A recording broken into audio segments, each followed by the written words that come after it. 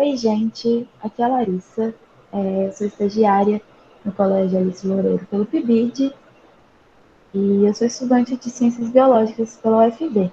Você já me conhece, eu já dei nesse intensivo aula de Imunologia e de Biotecnologia e hoje eu estou aqui para a gente começar essas aulas, que vão ser bem curtas, sobre parasitologia.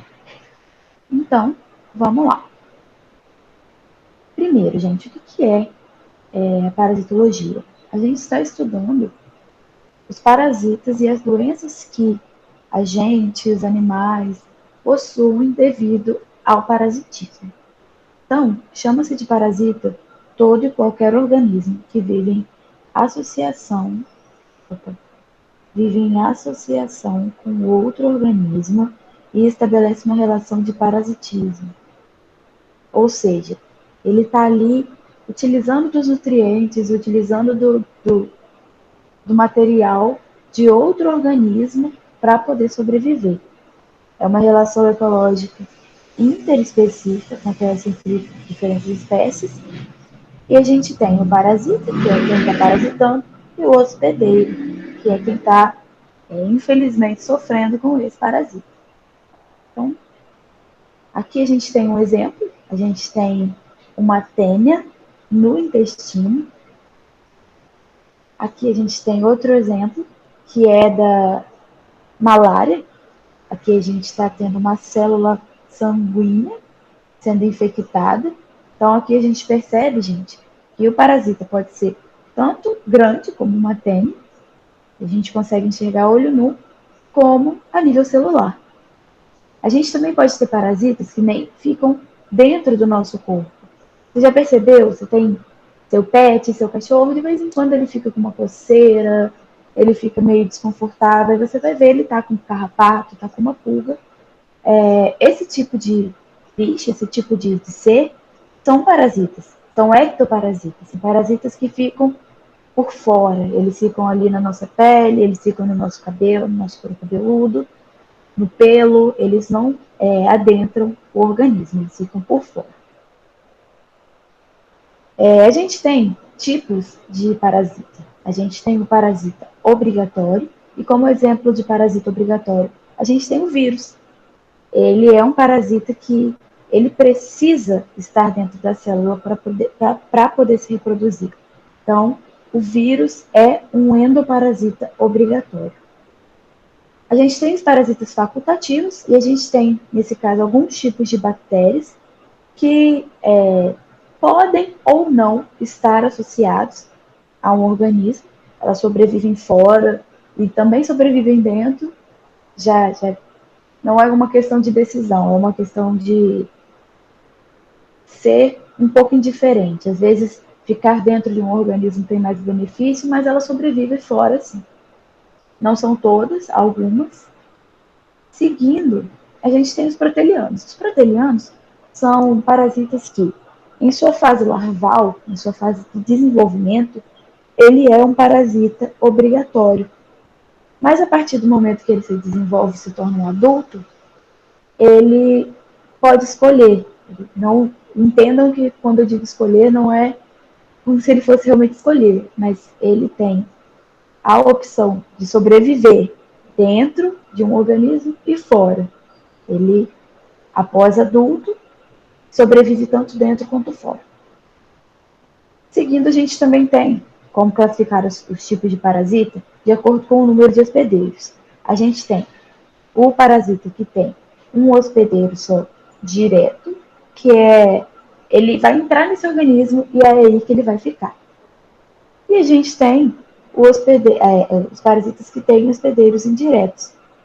Quando a gente fala sobre parasita ter hospedeiro indireto, o hospedeiro indireto a gente está falando do intermediário e do definitivo. O que acontece? O intermediário, geralmente é aqui que ele vai se desenvolver.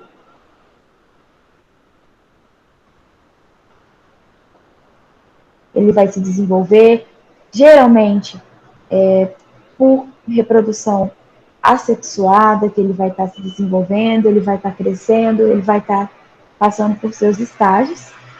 E aqui, quando você vai olhar o hospedeiro definitivo, é o parasita adulto.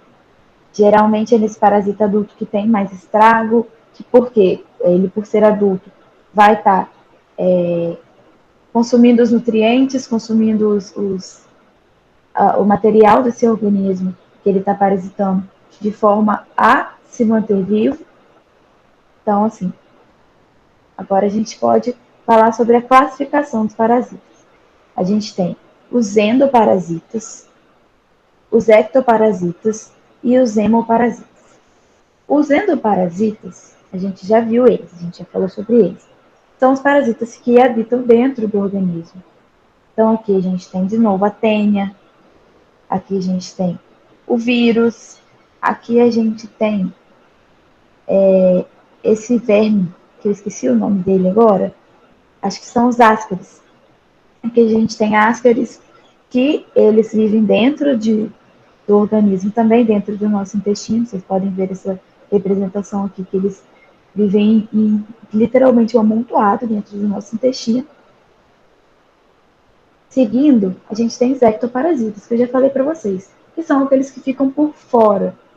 Aqui eu coloquei o exemplo do carrapato e o exemplo da pulga, que são os parasitas que habitam geralmente ali na epiderme, no cabelo do organismo. Seguindo, a gente tem os hemoparasitas. Esses hemoparasitas são um tipo de parasita que habitam a corrente sanguínea.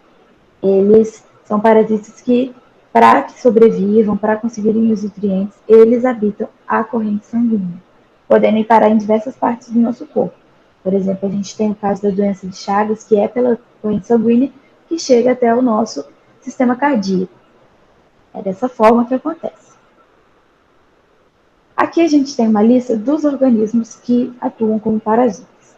A gente tem as bactérias, as doenças causadas por bactérias são as bacterioses, os protozoários, que causam as protozooses, os vírus causando as viroses, os vermes, que causam verminoses. Aqui a gente tem os artrópodes, né, que em geral são ectoparasitas, fungos, que também podem atuar como parasitas, alguns em plantas, principalmente em plantas, na verdade, e plantas que também podem atuar como parasitas. Aí a gente já está falando no sentido mais de ecossistema, que é uma planta roubando os nutrientes da outra. Acontece muito na natureza também de uma planta matar outra planta devido a uma sombra que ela faz e acaba matando essa planta. Enfim, dessa forma que acontece. Mas geralmente no caso, quando esse exemplo que eu dei da planta, se há intenção, se esse organismo realmente foi adaptado dessa forma para matar quem está em volta, para conseguir mais nutrientes, para não ter a competição por nutrientes no solo, isso é chamado de parasitoidismo. Porque o parasitismo não há intenção de matar o hospedeiro. Não é interessante para o parasita matar o hospedeiro, até porque é dele que ele está retirando seus nutrientes, é dele que ele está garantindo a sua sobrevivência. Então, quando tem a intenção de matar, é o parasitoidismo. Um parasitoide. Beleza? Então, a gente tem agora, a gente tem um slide falando sobre a transmissão e o ciclo de vida. A gente tem o ciclo de vida monoxênico, que é quando o parasita possui um único hospedeiro, ou seja, que ele tem hospedeiro direto.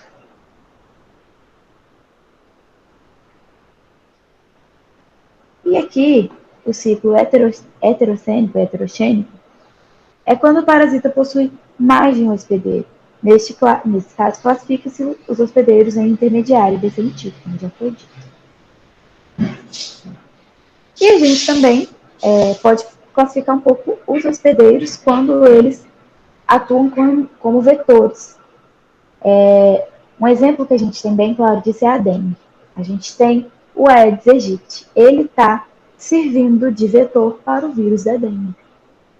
Então, vamos dar uma olhadinha como que a gente classifica esses hospedeiros quando eles atuam como vetores.